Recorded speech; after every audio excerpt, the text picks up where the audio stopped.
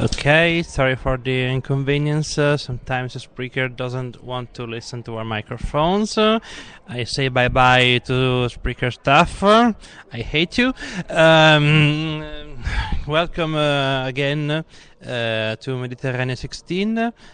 We are here with... okay, let me know if I pronounce it well. Charbel Samuel Aoun, right? Well, welcome. You are very Lebanese now. You know how to say my name. You speak Lebanese now. Very good. Okay. I don't know, how old are you, may I ask you? I'm 33. Because in Lebanon the age limit was 35. So each country, I think, everywhere. Okay. I heard like in some countries it's like 30. I wasn't sure. I knew it was from Okay. 18 to 35. Okay. Okay. So you're 33, you said, and he brought particular installation here at Ancona. Would you like to tell us what it is about? First, it's called. First of all, hi for the people listening, and the installation is like it's called Voice of the Invisibles. The Invisibles are those people living in hard conditions, and like no one is talking about them. Like we forget about them. They become marginal in the society as if they don't exist. We don't see them on TV, on radio, rarely. So. I once met one person who was really living in hard conditions, and it touched me a lot. So I wanted to make from this a collective experience. So I tried to create. I met 11, 12 people. I talked to them in a very honest way.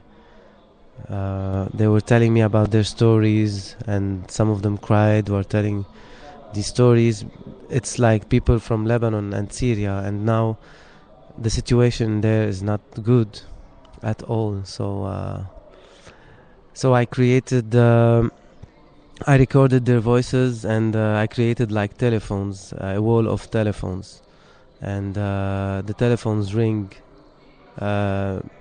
And it's like a scenography, but in the same time the people looking or hearing the telephones, they are invited to be the actor in this scenography. And once they listen,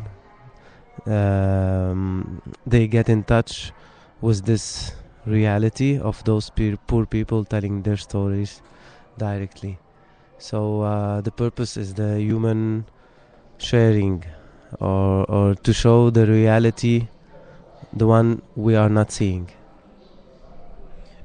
I was wondering, as you said, this is an installation with various telephones that really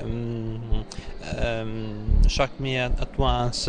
Many telephones from different times, different kind, different models, and these voices, we even can see some screens where you can see the people who are talking through these telephones, the invisibles.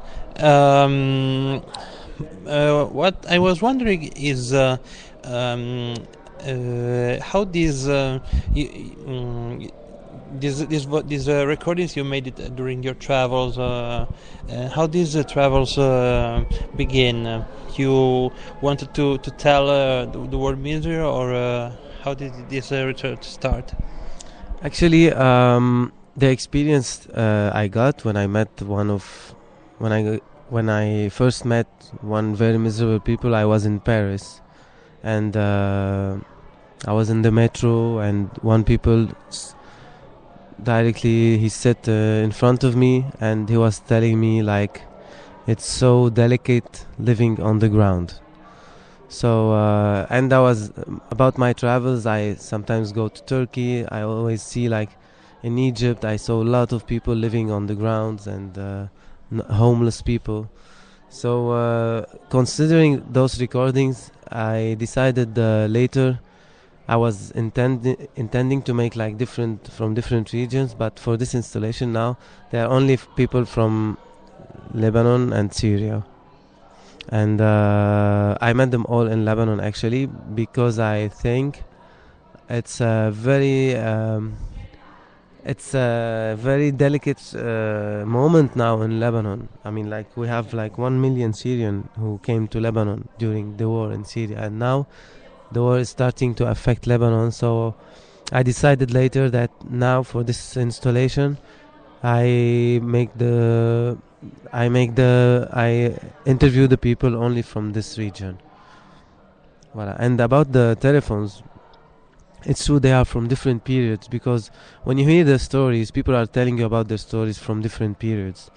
So like, you have old people, you have young people, and the old people telling you like in 1915, 1916, 1970. So this is why I got like public phones, like not model of phones used by rich people, like only public, or in poor house you would find like those telephones. That's it. It's related يعني, to the stories you are listening to.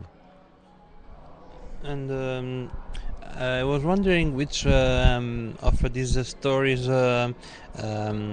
shocked you the most. All the stories are so difficult, but when I was interviewing the people, like a lot of them, they were crying at a certain moment. They cried actually. I was asking delicate question in a very honest way, and a lot of them at a certain time they cried. So one of those people called Lina from Syria, she was like 54 years old. She was so strong. She was telling about her story, what is she living now in Aleppo, how they don't have anything, barely things to eat. They don't have electricity. They don't have mazout to protect from the cold in winter. And she was saying about the children, about what she sees as dead, and how she's worried about her sons. So how is till now she run in the street to search for her son if he don't come back. It's like living in real delicate situation. And she tell me like we only now have like 4 walls. That's it. And she was telling me about how she came to Lebanon, and the way was too dangerous. And she was telling all of these things, horrible things, in a very strong way. But at a certain moment, suddenly she cried, and I broke with her. I was like, I had tears in my eyes, because you don't expect sometimes from such strong person. She shocked me actually, and I think maybe she is the one who touched me most. But there's also a boy who has 13 years old, has really also a very touching stories, and he's from Syria, but now he's in Lebanon. And I mean, like, we should listen to those people, I think. I was wondering another thing. Where exactly are those people you found? You think that they could be even an invisible in Italy, or? I think in every country you can find like hard stories, but in Lebanon, when you go to public gardens, you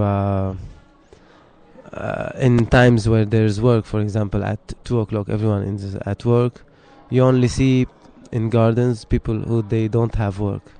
Even sometimes they don't have house. They go to the garden because they have nothing, and they just want quiet because they are already full of this pressure of life.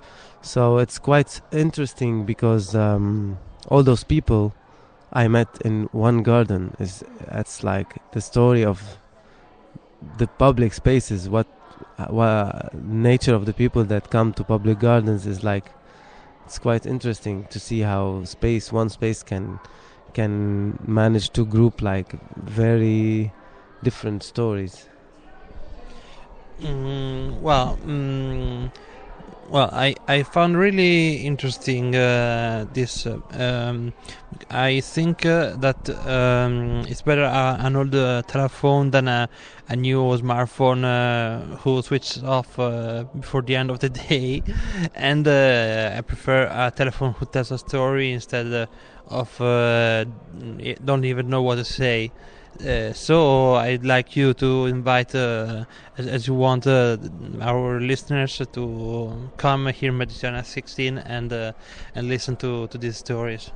For sure, I think it's quite an experience for every one of us to be in contact with humanity as it is.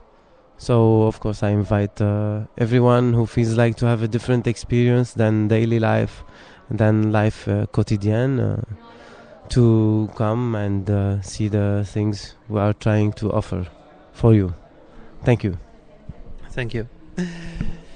Okay, this was Charbel Samuel Aoun, and now we will broadcast another interview soon. See ya. Stay tuned.